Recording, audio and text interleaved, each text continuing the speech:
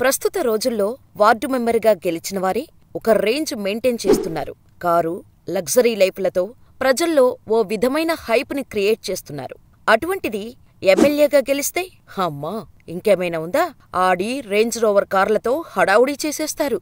మరి ఎమ్మెల్యే అంటే మినిమం ఉంటుంది కదా అంటారు. అవునా? కాని అందుకు పూర్తిగా విరుద్ధం మనం ఇప్పుడు చెప్పుకోబోయే ఎమ్మెల్యే. కనీసం ₹1,00,000 బ్యాంకు బ్యాలెన్స్ లేదు కాని 1,00,000 మెజారిటీతో గెలిచిన ప్రజాప్రతినిధి ఆయన.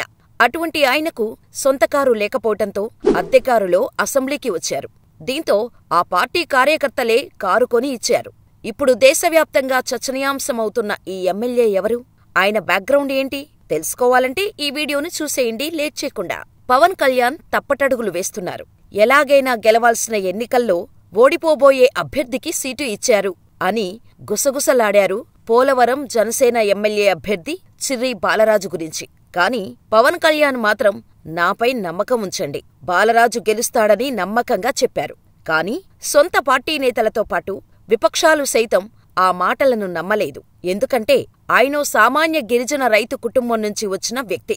జనసేన పార్టీలో సామాన్య కార్యకర్తగా చేరారు. ఆస్తులు లేవు, రేకుల షెడ్లోనే నివాసం. కాని పవన్ అంటే ప్రాణాలు ఇచ్చేసే వీరాభిమాని.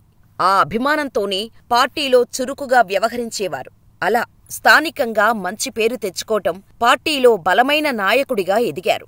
పోలవరం నియోజకవర్గం ఎస్టీ రిజర్వ్డ్. అటు పార్టీ క్యాడర్లోనూ మంచి పేరు, సామాజిక వర్గంలోనూ కలిసి రావటంతో 2019 ఎన్నికల్లో సామాన్య కార్యకర్తగా ఉన్న చిర్రి బాలరాజుకు ఎమ్మెల్యేగా అవకాశం కల్పించారు అధినేత పవన్ కళ్యాణ్. ఆ ఎన్నికల్లో ఓటమి తప్పలేదు. మళ్లీ 2024లో పొత్తులో భాగంగా ఎమ్మెల్యే టికెట్టు రూపంలో అదృష్టం తలుపు తట్టింది. ఎన్నికల్లో పోటీ చేసి మాజీ మంత్రి తెల్లం బాలరాజు సతీమణిపై 1,01,453 ఓట్ల మెజారిటీ గెలిచి వైసీపీ కంచుకోటలను బద్దలు చేశారు. అలా వైఎస్సార్సీపీ అభ్యర్థిపై ఘన విజయం సాధించి అసెంబ్లీలో అడుగుపెట్టారు. ఎమ్మెల్యే అయినా సొంత కారు కూడా లేని పరిస్థితి. ఎంత కాదన్నా నియోజకవర్గానికి చెందిన ప్రజాప్రతినిధి. ఎక్కడికి వెళ్లాలన్నా కారు ఖచ్చితంగా అవసరమే. కాని కారు కొనగలిగే ఆర్థిక స్తోమత లేదు. ఆయన పరిస్థితిని అర్థం చేసుకున్న జనసైనికులు చేయి కలిపారు. ఎమ్మెల్యేకు తమ తరపున కారును బహుమతిగా అందజేశారు. ఎమ్మెల్యే చిర్రి బాలరాజు నియోజకవర్గానికి చెందిన సీనియర్ నేత కరాటం రాంబాబు స్ఫూర్తితో రాజకీయాల్లోకి వచ్చారు. 2019లో జనసేన తరపున ఎమ్మెల్యే అభ్యర్థిగా పోటీ చేసి ఓడిపోయినా నియోజకవర్గంలో రెట్టింపు ఉత్సాహంతో ప్రజా సమస్యలపై పోరాటాలు చేశారు. ఆయన పట్టుదలను చూసిన పవన్ కళ్యాణ్ 2024 ఎన్నికల్లో ఎమ్మెల్యే టికెట్టు ఇచ్చారు. బాలరాజు వ్యక్తిత్వం తెలిసిన సీనియర్ నేత కరాటం రాంబాబు, జనసైనికులు, కూటమి నేతలు కష్టపడి ఆయనను ఎమ్మెల్యేగా గెలిపించుకున్నారు. బ్యాంకు బ్యాలెన్సు ₹1,00,000 లేకపోయినా 1,00,000కు పైగా మెజారిటీతో గెలిచిన బాలరాజుకి సొంత కారు లేదు. నిత్యం ప్రజల్లోకి తిరగటానికి, ప్రజా సమస్యలు తెలుసుకోవటానికి, మారుమూల ఏజెన్సీ గ్రామాలను సందర్శించటానికి కారు ఖచ్చితంగా ఉండాల్సిందే.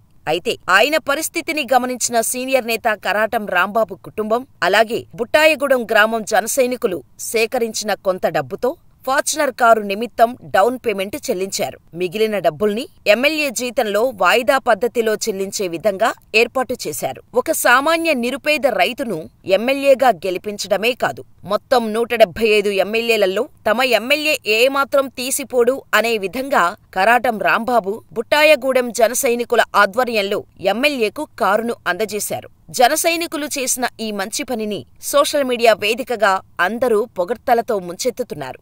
ఓ మనసున్న ఎమ్మెల్యే కోసం అభిమానులు, కార్యకర్తలు చేసిన పని ఇది అంటూ ప్రశంసల వర్షం కురిపిస్తున్నారు నెటిజన్లు. మరి జనసైనికులు తమ ఎమ్మెల్యేపై చూపించిన అభిమానంపై మీ అభిప్రాయమేంటో మాకు కామెంట్ చెయ్యండి.